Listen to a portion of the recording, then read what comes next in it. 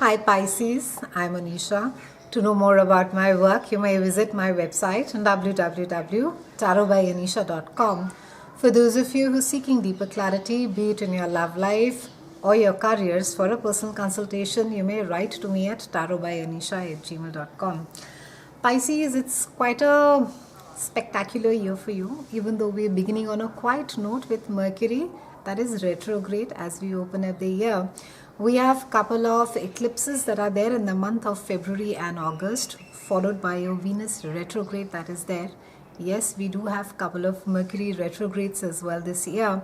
Mid-year, we have the gorgeous beneficiary, the lovely planet, the one that gives and expands, Jupiter, that is going to be changing sign on 11th of October. And last but not the least, we have the dynamite. We have the taskmaster, the teacher planet, Saturn, that is going to be changing signs for about 3 years. So let me break down the year for you. We're beginning the year with Mercury that is retrograde, and it has been retrograde since 20th of December, and it carries on being so till about 9th of January. And it's a time of reflection, Pisces. It's a time to take a look at 2016 and see as to what is it that worked and what didn't work. It's a time to take stock of your finances, your relationship, and take literally stock of the fact that where it is that you go ahead from here, and hopefully learning from the lessons, gentler ones I hope, to try and apply them further in 2017. We have the first eclipse that is there on February 6th. It's a lunar eclipse. It is there in your house of day-to-day chores and your health, and this is lunar eclipses are normally culmination. It's a sense of deep realization. It's like finishing of something. So you could be finally be coming to terms that you need to stop procrastinating and you need to really do something about your health, or some of you will finally finalize a diet or a health regime or an exercise regime for yourself. And in some cases you are going to be, as far as your work environment is there, I think there's going to be a sense of that you need to be making some changes, and you will make those changes because I think the current work environment can't carry on the way that it has been carrying on. So there is some amount of a shift that is expected over here.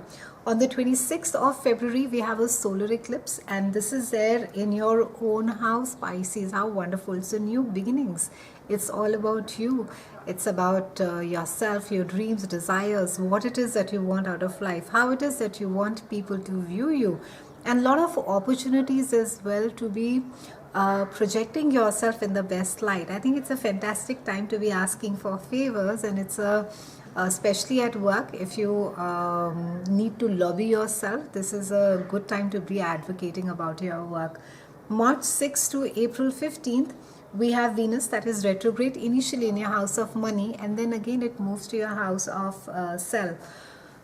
Now, Venus retrograde, normally it brings about a lover from a past, and if things had been unsorted, and if things are still, if there's something that is left, it can sort of bring back that lover, and it can be a time of healing, it can be time of closure, because this also has to do with your self-worth. Maybe something from the past comes back as a reminder, and rather than, I think, blaming yourself or your present situation, you need to be looking at the past, and you need to be understanding as to what the triggers were then in the past, and they are still there. So that is something that you can take a hint from and work on.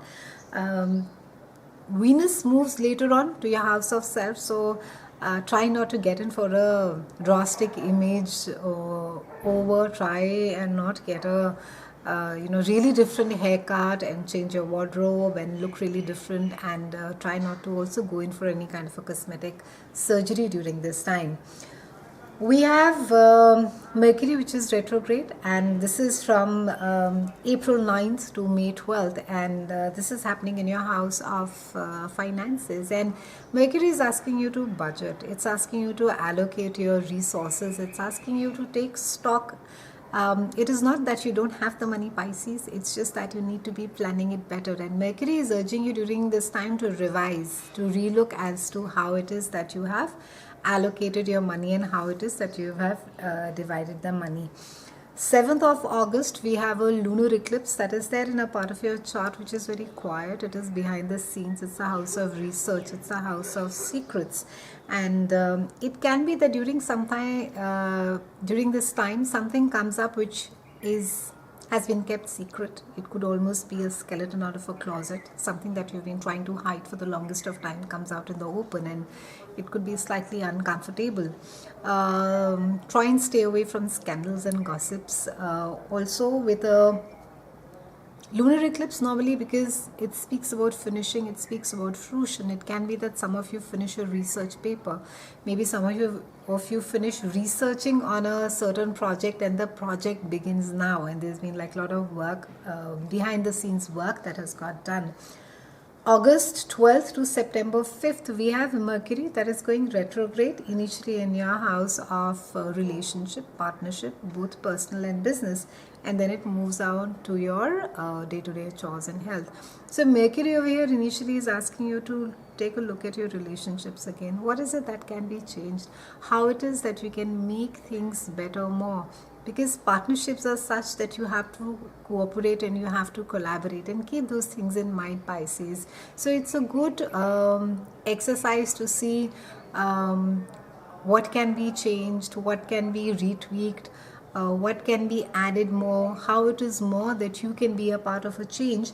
And later on with your day-to-day activities and your health, this is a time where you are being encouraged as well to make similar changes. August 21st, we have a solar eclipse that is there again in your house of work. So new beginnings and new opportunities again to start that diet or that health regime that you could have been procrastinating on forever. It's a good time during this time to be trying to maybe do something new at your work and try to create more opportunities for yourself. 11th October, we have the great beneficiary, the giver planet, that is Jupiter, the planet of gifts, who's going to be moving to your house of philosophy and higher mind and spirituality. And the entire year, Jupiter has been there for you in your joint finances, resources. So you could have been dealing with power struggle. Maybe you have been not really competing with your spouse's income, but I think there has been sort of a tug and war of not either wanting to share your resources or feeling maybe slightly not cheated, but maybe shortchanged, that your spouse's income or your partner's income is not sort of adding up, or or your partner is not sort of shouldering up the responsibility, financial responsibility equally. Try not to be in a competitive space during this time. Things in any case, if are handled gently and with a lot of logic, to find a solution. Then from October 11th, Jupiter moves on to the house of expansion, a lot of travel. You're expanding your mind, you're keen to learn more. It's a great time to be accumulating knowledge. It's a great time to be visiting other countries, cultures, ethnicities. Maybe some of you will be working out of an international office. Maybe some of you will be dealing with people a lot who are from international markets. So it's a great time. Some of you can also meet someone from another country and fall in love. So that too is there. 3rd December till 22nd, we have Mercury that goes retrograde in your house of work. Time to be going back to your desk and having a look at the contracts. Not a great time to be signing a contract, not a great time to be getting into a negotiation, not a great time to be starting a new project. However, if you have been working on an old project, it's a good time to be revisiting it. Just ensure that all the T's are crossed and the I's are dotted, and there is nothing that you may be missing on the contract.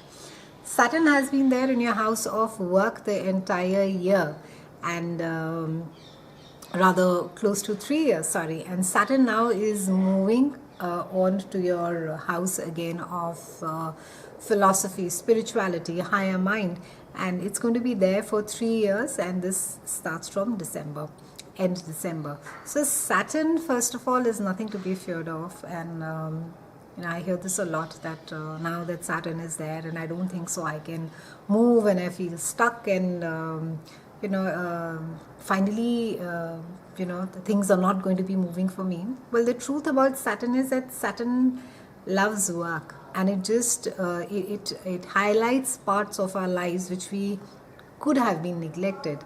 And Saturn has just come to shine a light on your belief system, on your philosophy. It wants you to rework, it wants you to look at it again. Is it what you really believe? Is it really true? Does it still stand good? And through the next 3 years, Saturn is going to create situations. It's going to put you amongst with people who will have maybe radically different philosophies or point of views than you have.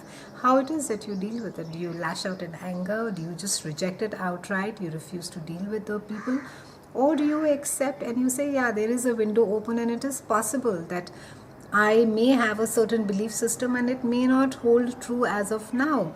The thing about belief systems is, there's nothing which is it's an absolute truth or it really holds forever, because these are things which are taught to us when we are growing up. So it can simple things like having self-defeating beliefs that we may be told as a child that you can never ever be good enough, you can never have a business of your own, you can never be successful, you can never be happy, or you can never make anyone happy.